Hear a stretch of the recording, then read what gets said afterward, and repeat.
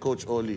Tingin mo, itong ginawa ni Bongbong Marcos na to, imbis na magpakilala sa kanya bilang isang matigas na presidente, o it's the other way around? Palagay ko, ito na yung last generation, Boss Dada, ng Marcos. Hindi na sila makakabagong dito.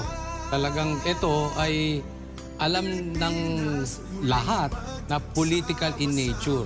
Alam mo, ganyan-ganyan po, ulit, yung ginawa kay Pastor Kibuloy, same na same kay Tatay Digong.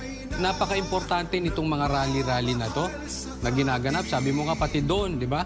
Instead na magalit yung taong bayan, talagang nagrarally pa at umiiyak para kay Tatay Digong. It's very important ito dahil pag nakikita ng mundo na mahal ng Pilipino si Tatay Digong, alam nila political in nature at dapat hindi po pwede ito sa ICC kasi hindi po guilty si Tatay Digong. Siya po ay nandiyan dahil sa dahilang politika.